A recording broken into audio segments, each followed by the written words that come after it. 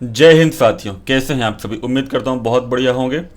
स्वागत है आपका हमारे चैनल नॉलेज जंक्शन में। ठीक है, पिछली वीडियो जो मैंने इकोनॉमिक्स की बनाई थी उसमें जो डिटेल्ड सिलेबस मैंने कवर किया था, आई होप वो वीडियो आप सभी को पसंद आई होगी, समझ में आई होगी। और अगर इन केस कभी कोई डाउट रहा करे ना तो आप उनसे पूछ लिया करो कमेंट बॉक्स में। ठीक है, तो मैं आपको बता दिया करूंगा कि क्या प्रॉब्लम है, या फिर आपको कोई चीज़ समझ में नहीं आई तो मैं उसको बता दिया करूंगा। ठीक है, तो आज हम साइंस एंड टेक्नोलॉजी का सिलेबस कवर करने वाले हैं। बहुत वास्ट सिलेबस नहीं है इसका, थोड़ा सा ही है। ठीक है, ये आता है जीएस पेपर 3 में। इकोनॉमिक्स भी जो था वो जीएस पेपर 3 में ही आता है। ठीक है, चलिए हम अपनी पहली स्लाइड की तरफ बढ़ते हैं और देखते हैं कि क्या लिखा हुआ है यहाँ पर। देखिए, developments and their application and effects in everyday life. ठीक है, जो भी डेवलपमेंट्स हो रहे हैं उनके एप्लीकेशन क्या है, इफेक्ट्स इन एवरीडे लाइफ, उनके इफेक्ट्स हमारी एवरीडे लाइफ पे क्या पड़ते हैं। ठीक है,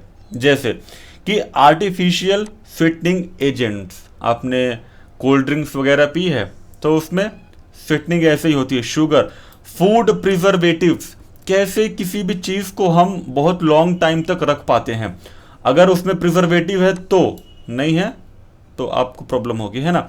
तो हम प्रिजर्वेटिव क्या होता है, अच्छा होता है, बुरा होता है, हम ये सब चीज़ जानेंगे। ठीक है, बहुत अच्छे से डिटेल वे में समझेंगे। उसके बाद ड्रग्स के बारे में हम बताएंगे आपको। Antacid, antihistamines, neurological active drugs. देखिए इसकी कुछ ऐसी ऐसी स्पेलिंग्स है, शायद मैं खुद भी नहीं बोल पाता हूँ, बट अगर थोड़ा गलत वलत हो जाए तो उसके लिए सॉरी। ठीक है, ट्रैंक्विलाइजर्स, ओके, एनालेजेसिक्स, एंटीमाइक्रोबियल्स हैं, फिर antibiotics, antiseptic and disinfectant. Dettol का नाम तो आपने सुना होगा ना। तो देखिए उसका डेवलपमेंट हुआ, फिर उसका एप्लीकेशन हुआ, फिर उसका आपकी डेली लाइफ पे क्या इफेक्ट पड़ता है वो भी आपको देखना है। एंटीबायोटिक्स है ना, एंटीबायोटिक्स आप लोग समझ रहे होंगे ना, हम लोग उसको भी समझेंगे।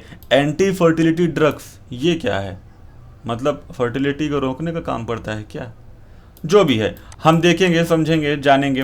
क्लीनिशिंग एजेंट्स, सोप, साबुन भैया रोज लगाते हैं, घिस घिस के, गर्मी में तो दिन भर नहाते हैं, है ना। सिंथेटिक डिटर्जेंट्स, कपड़ा जिससे धुलते हैं वॉशिंग मशीन में डाल डाल के, वो। Glass, water softener, water purification और डिसइंफेक्शन। माइक्रोवेव ओवन, जिसमें खाना गर्म किया जाता है। तो हम इन सारी चीज़ों के बारे में जानेंगे, समझेंगे, क्योंकि ये हमारी डेली लाइफ से कनेक्टेड है। और एक चीज़ मजे की बात बताऊं, हम डेली लाइफ में जो भी चीज़ यूज़ करते हैं ना उस पर हमारा ध्यान बिल्कुल नहीं होता, और आपको सवाल वहीं से पूछा जाएगा।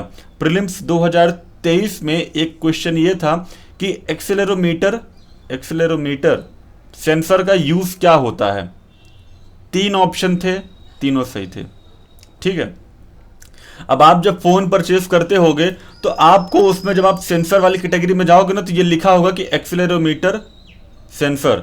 ठीक है, ये लिखा होता है, पर हमें उसका मतलब नहीं पता होता। क्यों? क्योंकि हम अपनी डेली लाइफ में जो चीज़ यूज़ कर रहे हैं उसमें ध्यान ही नहीं देते, हमें पता ही नहीं होता उनके बारे में। हम फ़ोन तो इस्तेमाल कर रहे हैं मगर फ़ोन के बारे में नहीं पता है। फ़ोन में प्रोसेसर कौन सा है, रैम कितनी है, रोम कितनी है, ये दोनों चीज़ें क्या होती हैं, दोनों का क्या वर्क होता है। रैम ना रहे तो क्या फ़ोन काम कर सकता है, रोम ना रहे तो क्या फ़ोन काम कर सकता है। हम ये सब चीज़ें सोचते ही नहीं है, बस कोई चीज़ मिल गई और उसको यूज़ कर रहे हैं। नहीं, अब ऐसा हमें नहीं करना है। हमें क्या करना है, ये सिलेबस में जैसे ही आपको पढ़ाऊंगा उसके बाद या फिर उसके पहले या फिर अभी से आप जो भी चीज़ इस्तेमाल करते हो उसके बारे में पूरी इंफॉर्मेशन अपने पास रखो। अच्छा है वो, बुरा है वो, उसके प्रोस क्या है, उसके कॉन्स क्या, हर एक चीज़ जब आप समझोगे ना तो ये तो क्या, इससे बहुत ज़्यादा नॉलेज आपको हो जाएगी केवल आपकी डेली लाइफ से। ठीक है, चलिए ये देखिए, role of science and technology in our daily life. हम फ़ोन से बात कर पा रहे हैं, वॉशिंग मशीन से कपड़े धुल पा रहे हैं, ये भी भाई कुछ कर रहे हैं, प्रिंटिंग शायद कुछ ऐसा कर रहे हैं। देखिए ट्रेन है ना, ये देखिए मिसाइल वगैरह, ये देखिए यहाँ पे देखिए, है ना। तो ये सब डेली लाइफ में तो है। यहाँ पे देखिए बच्चे पढ़ रहे हैं जो है लैपटॉप से, ये टेक्नोलॉजी की मदद से ये तो हो रहा है। जैसे कि मैं पढ़ा रहा हूँ और आप कहीं भी बैठ करके मेरी क्लास ले सकते हैं, है ना। तो ये किसकी वजह से हो रहा है, टेक्नोलॉजी की मदद से ही तो हो पा रहा है, राइट। ओके, अब हम बात करेंगे कि अचीवमेंट्स ऑफ इंडियंस, जो हमारे भारतीय लोग रहे हैं जिनका योगदान रहा है साइंस एंड टेक्नोलॉजी में, बहुत महत्वपूर्ण योगदान रहा है। शायद अगर वो ना होते तो वो चीज़ एग्जिस्ट ही ना कर पाती हमारे देश में। तो हम ऐसी चीज़ों को जानेंगे कि चंद्रशेखर वेंकट रमन का इनका क्या योगदान रहा है, आचार्य जगदीश चंद्र बोस जी का क्या योगदान रहा है, सत्येंद्र नाथ बोस जी का क्या योगदान रहा है, मेघनाथ साहा, होमी जहांगीर भाभा, सुब्रमण्यम चंद्रशेखर, APJ अब्दुल कलाम। भाई साहब इनको तो सैल्यूट करने लायक है। जो मतलब 5 है ना, PATNA, पटना, पृथ्वी, अग्नि, त्रिशूल, नाग, पटना, एक से अग्नि, है ना। तो ये जो 4-5 चीजें हैं, ये मिसाइल इन्होंने ही दी थी, ठीक है। विक्रम साराभाई के बारे में जानेंगे, मोक्ष गुंडम विश्वरैया, हरगोविंद खुराना, टेसी थॉमस, CNR राव, इन सभी के साइंस एंड टेक्नोलॉजी में क्या योगदान रहे, क्या क्या अचीवमेंट्स रहे, हम इन सबको बहुत अच्छे से समझेंगे, जानेंगे, देखेंगे कि इन्होंने क्या क्या योगदान दिया आखिर इस फील्ड में। और एक काम करिएगा, आप लोग इन सभी के एक बार फोटो देख लीजिएगा। APJ अब्दुल कलाम सर जी की तो आपने फोटो देखी ही होगी, उनको तो आप पहचानते होंगे, पर और भी जो हमारे साइंटिस्ट हैं जिनके योगदान रहा है साइंस में, टेक्नोलॉजी में, तो आप उनको भी प्लीज एक बार जा करके इनकी फोटो एक बार देखिए, ठीक है। इनके बारे में थोड़ा थोड़ा पढ़िएगा तो हमें जानने में और मजा आएगा। ये देखिए, ये हम चांद तक पहुंच गए, मार्स तक जो मॉम मिशन 2013, है ना।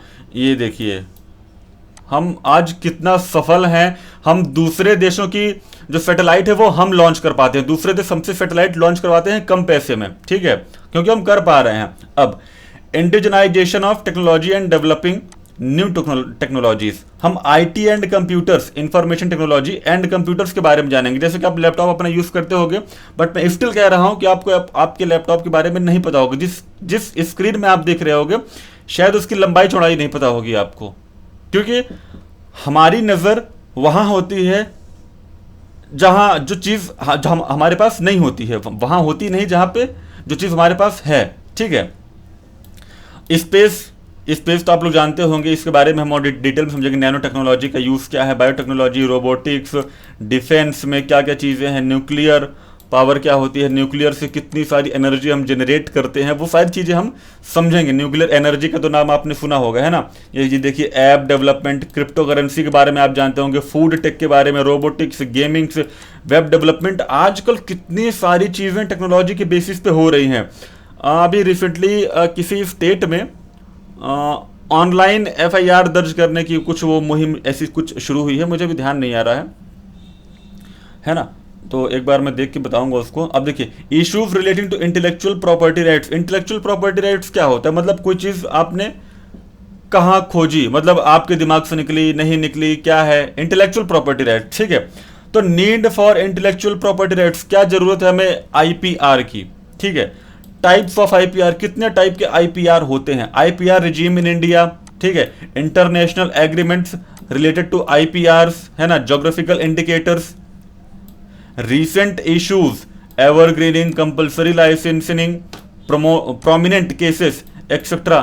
हम इन सभी चीजों को बहुत ही डिटेल्ड वे में समझेंगे। ये देखिए, property rights, intellectual property rights, किसी के दिमाग से कोई चीज निकली तो उस पे उसी का हक है भाई साहब, आप लोग कोई और नहीं ले सकते, उसको पेटेंट करवा लिया जाता है, ट्रेडमार्क बन जाता है वो, ठीक है, प्रोटेक्टेड होता है वो।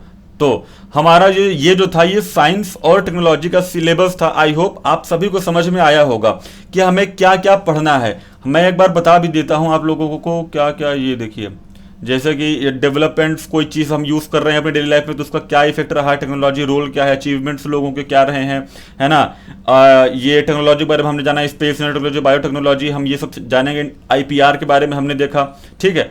अब इसके बाद आप कहेंगे सर बुक कौन सी पढ़ें, तो देखिए, बुक आप 6th to 12th साइंस की पढ़ सकते हो बेसिक अंडरस्टैंडिंग के लिए। वहां पे आपको बहुत सारी नॉलेज मिल जाएगी जो आपको बाहर नहीं मिलेगी, ठीक है। तो NCERT अगर आपकी क्लियर है ना भाई या बहन, तो बहुत फायदेमंद होगा, ठीक है। तो आप काम करो, NCERT पढ़ो 6th to 12th तक, क्योंकि हमें साइंस के बारे में ज्यादा पता नहीं है, ठीक है। तो आप उसको पढ़ लो। और 11th 12th में कुछ चुनिंदा चैप्टर्स होते हैं, वो मैं आपको कभी कमेंट बॉक्स में डिस्क्रिप्शन में लिख के बता दूंगा कि कौन कौन से चैप्टर्स आपको पढ़ने हैं, है ना। या फिर हम किसी और नेक्स्ट वीडियो में ये चीज़ डिस्कस कर लेंगे। और मैं आपको बता दूंगा कि कौन कौन से इंपॉर्टेंट चैप्टर जो आपको पढ़ने हैं, उसमें केवल चुनिंदा चैप्टर पढ़ना, मगर 6 से 10 तक की जो एनसीईआरटी है ना वो आप पढ़ लो एक बार, ताकि साइंस और उसके बाद जब आप दुनिया देखोगे ना तो आपका व्यू जो होगा वो अलग होगा, वाइड होगा, समझ में चीजें आपको आएंगी। कोई बात करेगा किसी चीज के बारे में, कोई बात करेगा आईपीआर के बारे में, कोई बात करेगा स्पेस के बारे में, तो आप समझ पाओगे। तो आज की वीडियो मैं यहीं पे खत्म करता हूं। और दोस्तों ये वीडियो पसंद आए तो लाइक शेयर करिए और सब्सक्राइब भी कर दीजिएगा यार, मतलब ठीक है। मिलते हैं अपने अगले वीडियो में। Thanks for watching. जय हिंद।